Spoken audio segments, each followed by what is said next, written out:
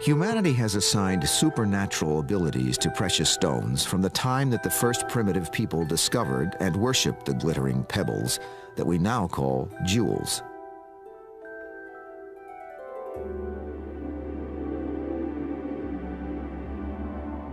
Legends from the ancient past describe how precious stones cast their spell over mankind. One ancient Persian creation myth gives a vital role to gems in the story of the Garden of Eden and the temptations of Satan.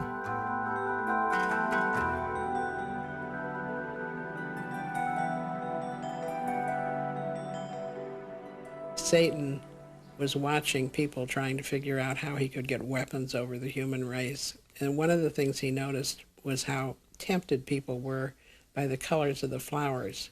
So he tried to duplicate the colors of the flowers out of earth and thus created gemstones. Whether they were considered a force for good or evil, gems were assigned magical properties when worn as talismans, ranging from healing energy to deadly curses.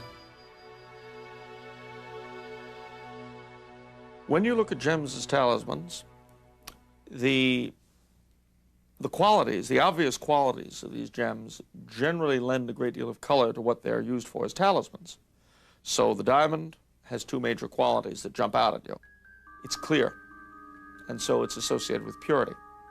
And it's the hardest element known to us, so it's also associated with strength, with protection.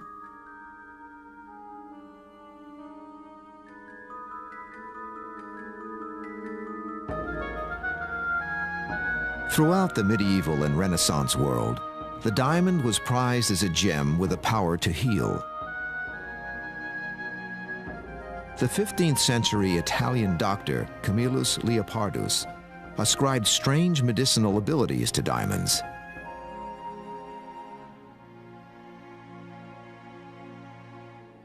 Could this stone possess the power to heal? The diamond is a help to lunatics and such as are possessed with the devil. It gives victory over enemies. It tames wild beasts. It helps those who are troubled with phantoms and the nightmare. And it makes him that wears it bold and daring in his transactions. Camillus Leopardus, 15th century.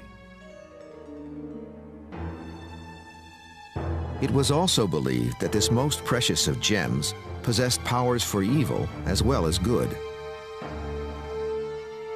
In the Middle Ages, diamonds were regarded as the deadliest poison on earth.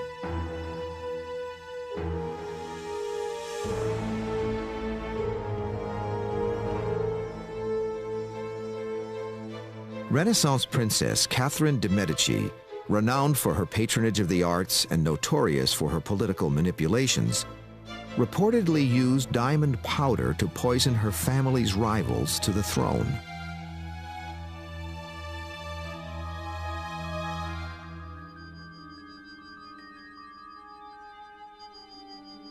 Modern science, however, has shown that there is nothing intrinsically poisonous about the gem. Swallowing diamond dust would be no more harmful than eating sand. Nevertheless, this sinister myth became accepted fact in the ancient world.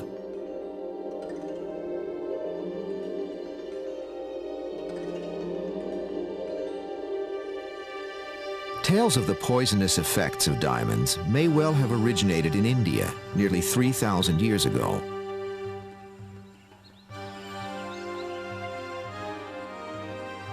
Scholars believe that the owners of ancient gem mines fabricated the story of the jewel's deadly properties in order to prevent workers from stealing diamonds by swallowing them.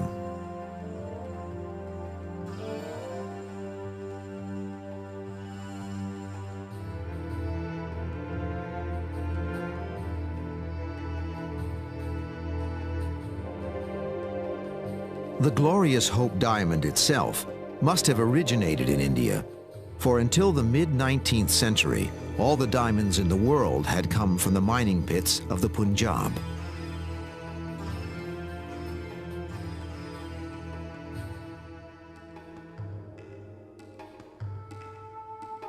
Diamonds were being mined in India as long ago as 800 years before the birth of Jesus. The gem was so highly prized that Indian diamond merchants counted as their customers the Caesars of Rome and the emperors of China. By the 17th century, Indian mining towns were among the wealthiest cities in the world.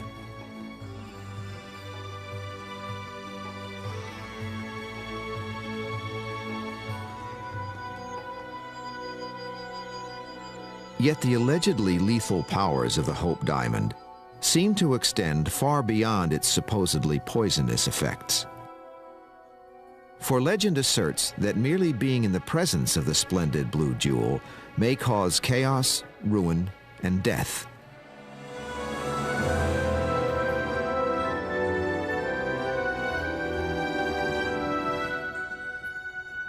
According to tradition, the curse of the Hope Diamond originated in 17th century India during the reign of the Mughal emperors. On a sweltering evening during monsoon season, a French adventurer by the name of Jean-Baptiste Tavernier begged for shelter at a remote Hindu temple.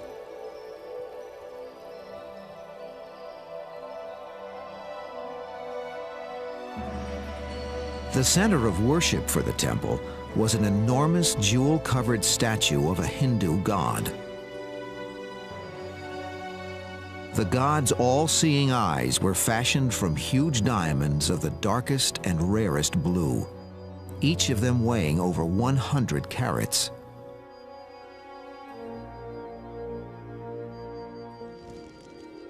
Late that night, Tavernier crept into the inner sanctum of the temple, intent on stripping the god of its treasures.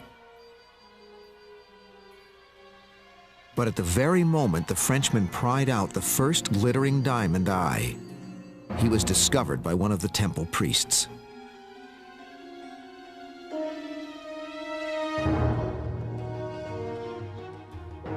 Pursued by the enraged holy men, Tavernier barely escaped from the temple with his life. But he clutched in his hand a glittering prize, the largest blue diamond in the history of the world. The Hope Diamond is supposed to have been the eye of an idol. And such stones, if stolen from their original owners, were inevitably supposed to be cursed. Rather like the curse of King Tut throughout history. Sacred things put to profane uses have always brought horror and harm to the profaner. Does the curse of the Hope Diamond originate with this shadowy tale of ancient India? The source of the Hope Diamond is the first big mystery, because we don't know positively where it did come from. They have said that the Hope was an idol's eye, but in all candor, I think they say that about almost any old historic diamond. I think it's extremely unlikely the cut of the Hope isn't appropriate for an idol's eye. The Hope Diamond probably was found in the early 1600s. We know that the diamond was eventually acquired by Jean-Baptiste Tavernier, who was a well-known gem merchant at that time. We're not sure where he acquired it, whether he got it in India or whether he bought it somewhere else. However Tavernier acquired the diamond, we can trace its journey simply by following the trail of death and disaster it left behind.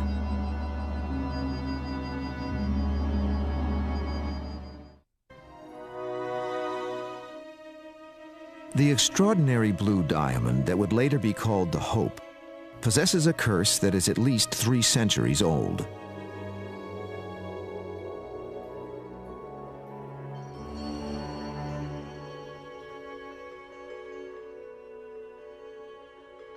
Who was Jean-Baptiste Tavernier, the first recorded owner of the fabled diamond? Tavernier had a paradoxical reputation as both a pillar of society and a greedy scoundrel.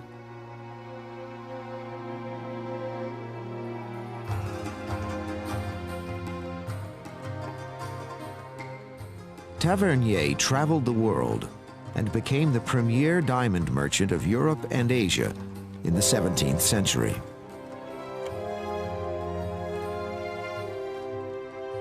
His fame was such that the king of Persia awarded him a title, Jeweler in Ordinary, a rank which entitled him to wear the lavish turban and robe of Persian nobility.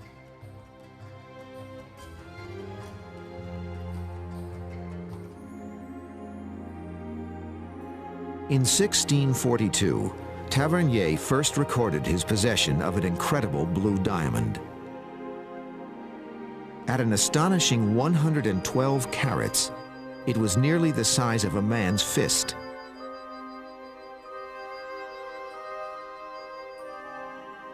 But for some unknown reason, Tavernier's usually precise records never mention how he came to acquire the extraordinary gem.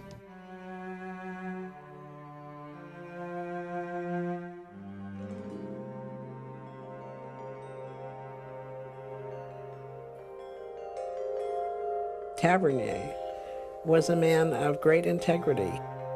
Tavernier would not have taken the diamond because he was honest, and I think there's proof of that. So that the only way he could have taken it was to have paid the local prince for it. And in fact, one of the things he's commended for is that when they had local taxes on stones, he always paid the tax.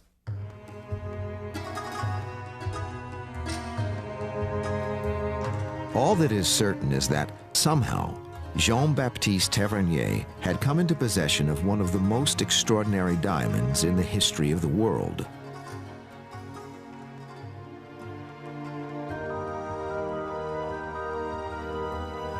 Then he made the momentous decision to leave India and bring the diamond to Europe, possibly unleashing a powerful and deadly curse.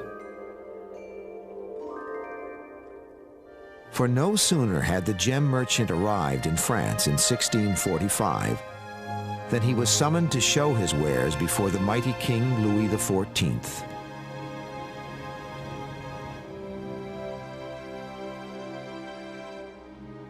Louis had dubbed himself the Sun King, a fitting title, for he was the most powerful monarch in Europe, his glittering court at Versailles the envy of the world.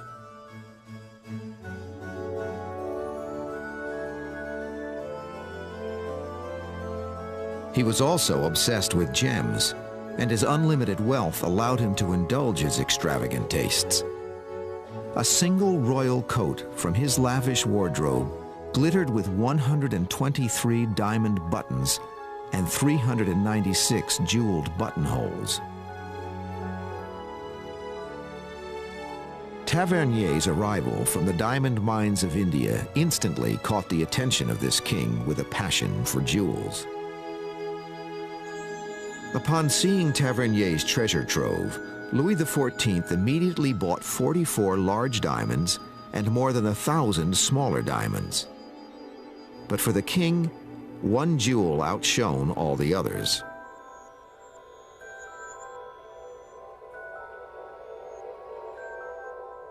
To the dazzled monarch, the great blue diamond was a treasure beyond price. The king paid Tavernier the princely sum of 220,000 livres, the equivalent of $75,000 today.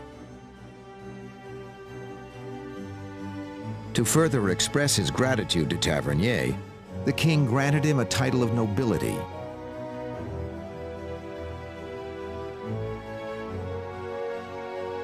Suddenly, with the sale of his most precious jewel, Tavernier rose from an itinerant merchant to a prosperous aristocrat.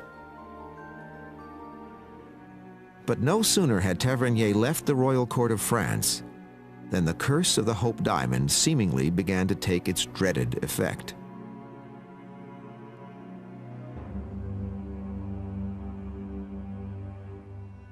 Tavernier's nephew defrauded him of his entire fortune in gems, according to legend.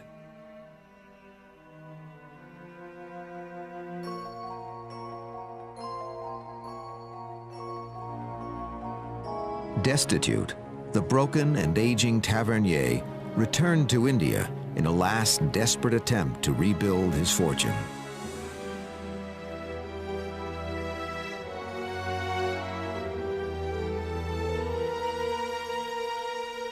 According to the tale, he died a grisly death in the Indian desert, torn apart by a pack of wild dogs.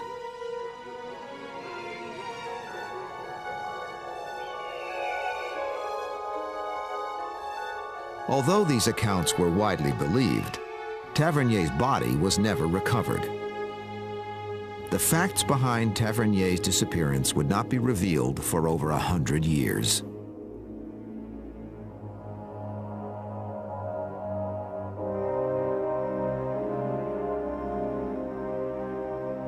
It was not until 1875 that researchers discovered in an obscure graveyard the actual tomb of Jean-Baptiste Tavernier. The great gem merchant had not perished in an Indian wasteland. He had died in Russia, in the heart of Moscow, and far from being a broken man, Tavernier had in fact lived a long and prosperous life.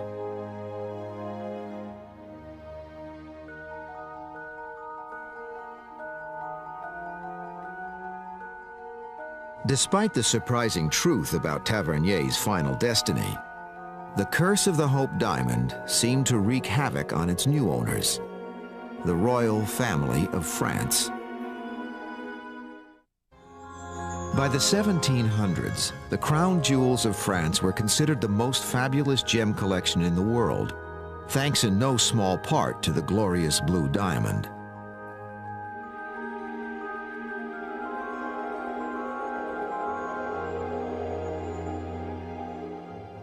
But no sooner had Louis XIV acquired the blue diamond from Tavernier than the king suffered a slow and agonizing death from gangrene, a result, it was said, of the curse of the blue diamond.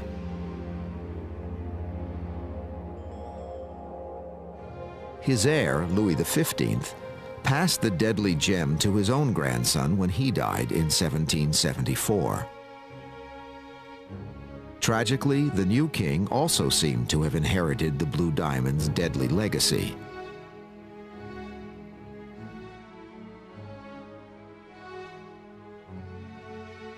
Louis and his young Austrian wife, Marie Antoinette, seemed more concerned with the latest fashions and the scandalous gossip of the court than they were about politics or the starving masses.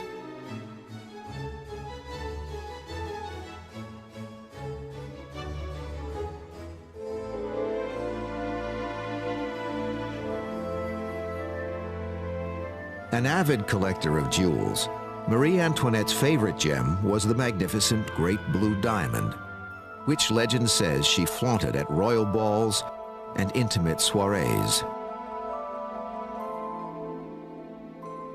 But did Marie Antoinette ever really wear the Hope Diamond herself? There's absolutely no evidence to show that Marie Antoinette ever wore the Hope Diamond. It was put into an insignia that was only worn by the king. As far as the Hope Diamond is concerned, it's up to you whether you decide that it's bad luck, good luck, or brings any luck at all. But if you're going to reach some conclusion, please, please base it on a true story. Don't, for example, say that Marie Antoinette had bad luck because she wore the diamond when she didn't. Whether or not Marie Antoinette wore the Hope Diamond, it seemed as if the blue jewel was an outward metaphor for the greed and avarice that led to the royal family's downfall. July 14, 1789, an angry Parisian mob stormed the French prison called the Bastille.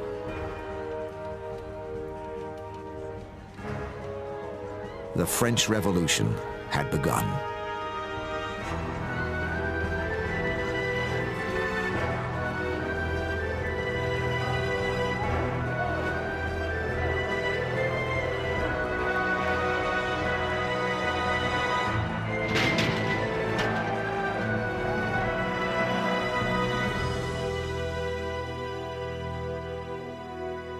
wealthy aristocrats suddenly found themselves on trial for crimes against the people.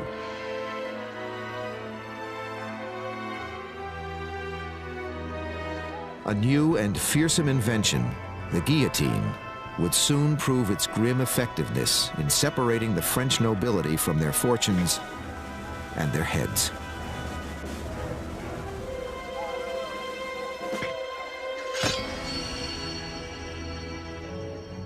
Sensing mortal danger, the king and Marie Antoinette fled the Palace of Versailles under cover of darkness.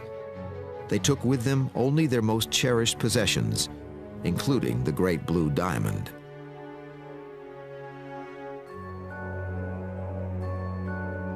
Within a day, they were captured and placed under arrest.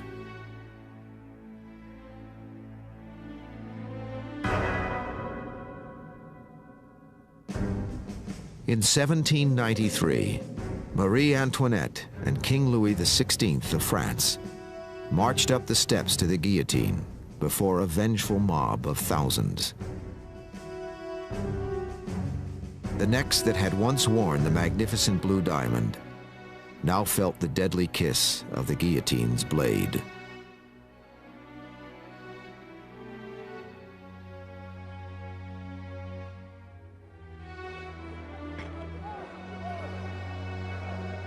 Yet even as Marie Antoinette's head rolled, the strange saga of the Hope Diamond was far from over. For with the Hope Diamond and the crown jewels now in the hands of the French National Assembly, the story of the Great Blue Diamond would take an even more bizarre turn. The crown jewels were put into a building that was translated as a furniture warehouse, and they had a number of the jewels in several rooms. A man who was in prison heard about the warehouse, and he recruited a lot of other people to join him in robbing the crown jewels. The aftermath of all this is a little bit like a musical comedy or something, because they robbed the jewels over a 6-day period. And at times they invited their girlfriends in and had a picnic while they were there.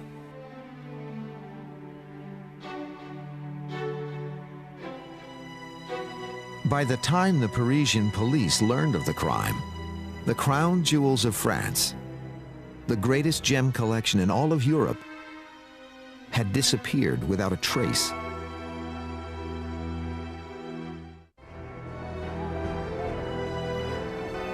Swept up in the reign of terror following the French Revolution and the execution of King Louis XVI, the great blue diamond of the crown vanished from sight.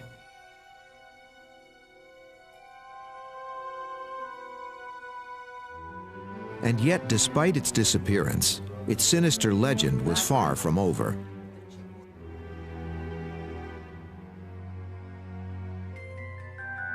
"20 years after the French Revolution, in 1813, a much smaller blue diamond turned up in an obscure London jewelry store.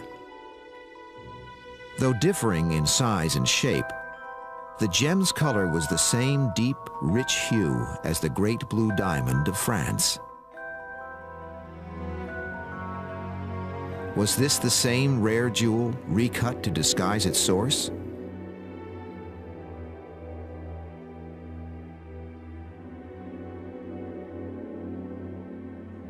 Most experts agree that the striking similarities between the two stones must certainly be more than just coincidence. The logical reasons that one can state that make you believe that the hope really came from the French blue are just that there are not many blue diamonds in the first place. There are not many dark blue diamonds, or even fewer dark blue diamonds that are that big. Yet if the Hope Diamond was carved from the body of the French blue, what happened to the 22 carats carved from the original stone to create the 45-carat Hope Diamond?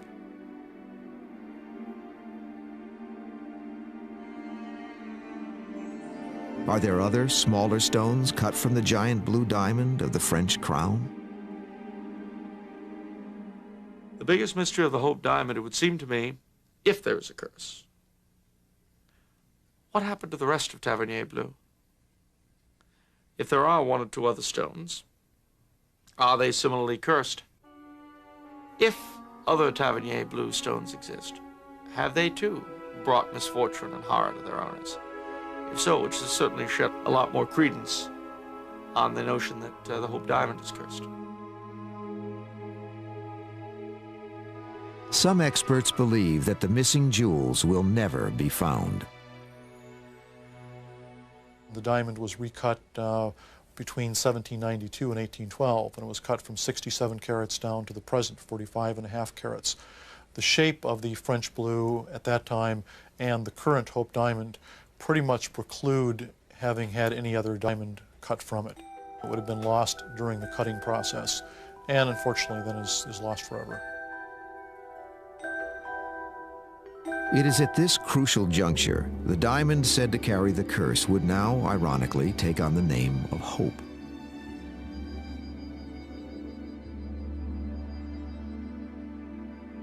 In 1830, British aristocrat Henry Philip Hope, heir to a banking fortune, purchased the blue diamond from a London gem merchant for $90,000, the equivalent of $1.5 million today. He died childless, his fortune inherited by his nephew, Henry Thomas Hope, who died suddenly as well.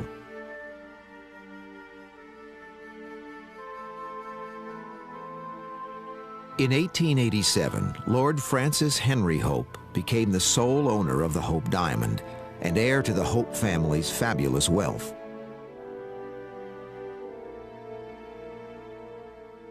He seems to have been a gambler and someone who frequently was short of money.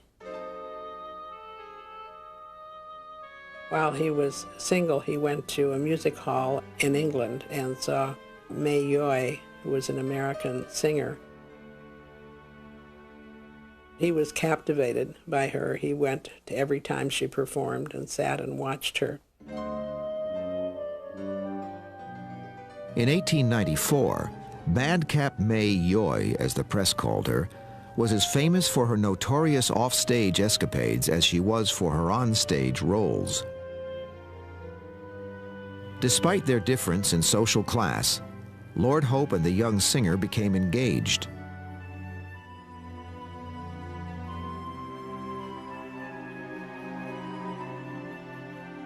The aristocratic groom bestowed the Hope diamond on the chorus girl as her wedding present.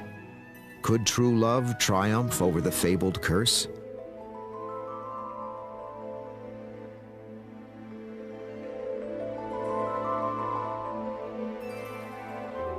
It was not to be. Within a year of his wedding, Lord Hope was bankrupt. A year after that, Madcap May left her husband.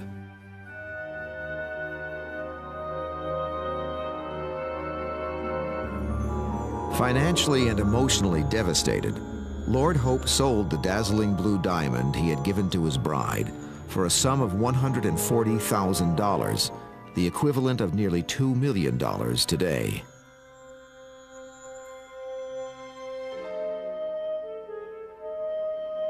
The flamboyant May Yoy became so obsessed with the infamous gem that despite her divorce from Lord Hope, she wore a replica of the Hope diamond for the rest of her career.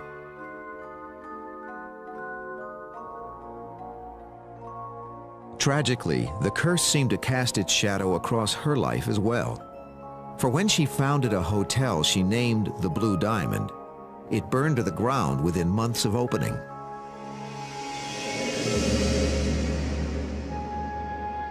When May Yoy died in 1938, the woman who once owned the Hope diamond was on government relief, earning a mere $16 a week.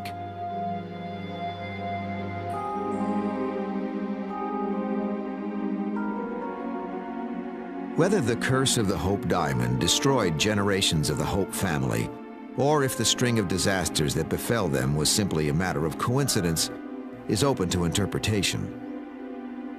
If you ask me that question straight out, is there a curse on the Hope Diamond, I would hem and I would haw. And I would say, well, perhaps it's coincidence. Remember that precious gems carry with them a great deal of temptation to steal. The sort of people who can generally afford to own such things very often have difficult private lives. I could tell you all sorts of things like that. If you ask me would I like it for a Christmas gift, I'd say no. For the 3 centuries of its recorded existence, the Hope Diamond shimmered like a sinister omen, a jewel with a trail of death in its wake.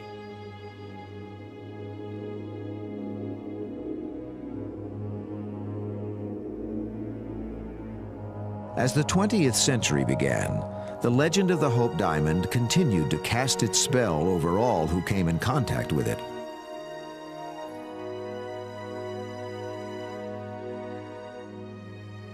Yet scholars today believe that, surprisingly, the entire legend of the Hope Diamond's curse may be traced to a single man. His name was Pierre Cartier, and though a jeweler by trade, his dramatic flair for showmanship may have created one of the most enduring myths in history.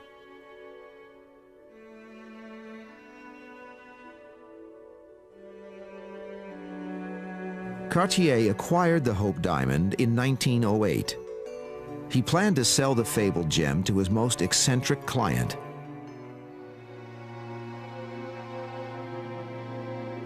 Evelyn Walsh McLean was the pampered daughter of a wealthy Colorado gold miner.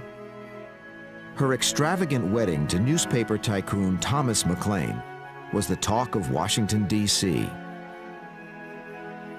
In 1909, the newlyweds traveled to Paris to purchase a wedding present at Pierre Cartier's jewelry establishment.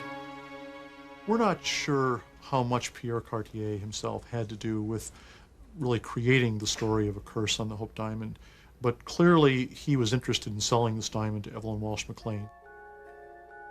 He was aware that she was interested in stones that had a bit of history. She's also been quoted as having said that stones that were gems that were bad luck for other people were good luck for her. She was flamboyant. She said in her biography that she would gladly have hung by her heels from the top of the building or something. She had thought it would cause attention.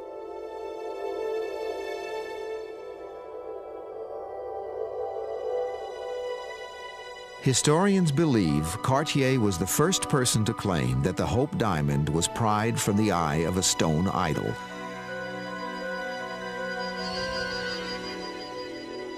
It was Cartier who first told the story of the diamond's discoverer, Jean-Baptiste Tavernier, being torn apart by wild dogs.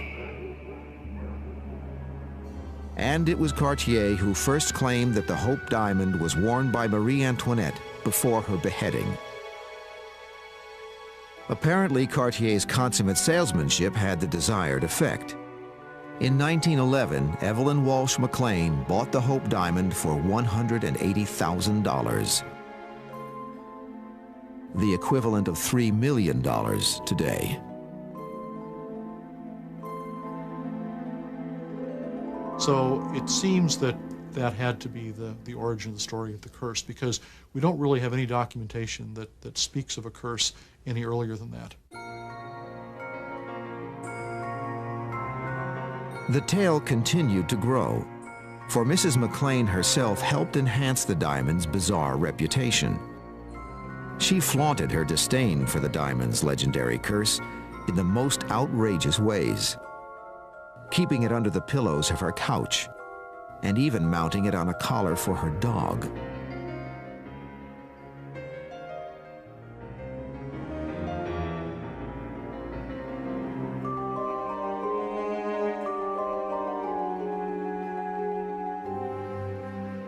Tragically, Evelyn McLean herself would seemingly fall victim to the very curse she had dared to embrace. Mrs. McLean's eldest son was killed in a car accident when he was 9 years old. Her husband became an alcoholic and died in a mental institution.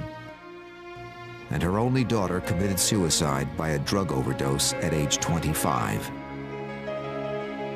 A broken woman, Mrs. McLean herself died less than a year later.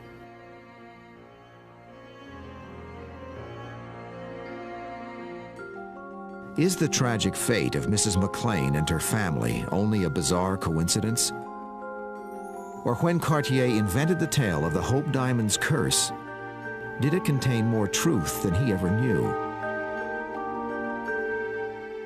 I just don't believe that it was the Hope that did that. I think that the same things would have happened to them in any event. And some of the things that they say were caused by the Hope Diamond were things that happened before she ever had the Hope Diamond.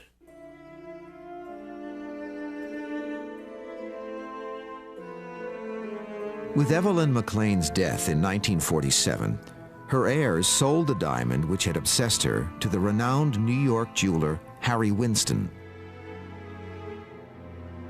Winston publicly denied the existence of the curse.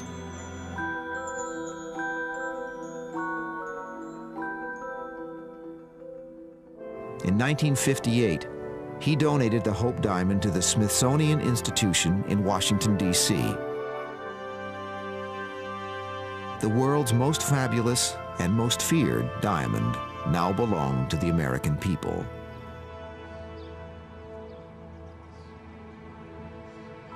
But when the gem went to the Smithsonian, did the curse go with it? Since 1958, it's been in the hands of the Smithsonian Institution. It's been in the hands of the people of the United States, and some might claim that we've had a lot of trouble since 1958. I've actually read in one place the claim made that everything from the Vietnam War to the Kennedy assassination can be laid at its nefarious doorstep.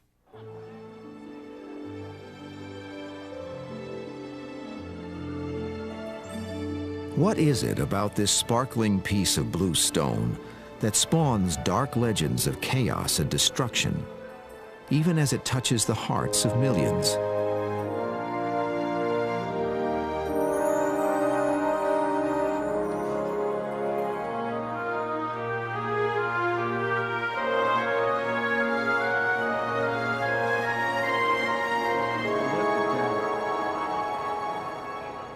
Perhaps our need to believe in the ancient curse is as old as the human imagination.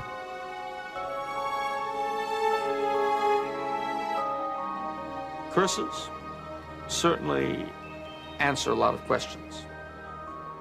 There are a lot of things that happen in human life, a lot of patterns that we cannot explain. The curse certainly takes the guesswork out of a lot of these things. If the Hope Diamond has no curse, if these are simply random things, it makes life a lot more difficult to understand. The human mind hates disorder. I think probably as long as there are gems, and as long as there are unpleasant patterns in life, we will have cursed gems.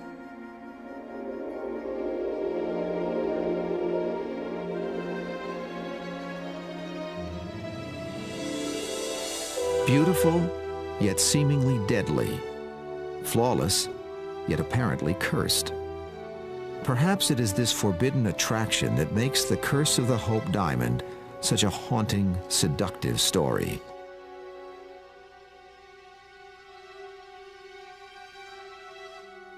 Whether the tale is true or not is less important than the effect the story has had on succeeding generations for over 3 centuries.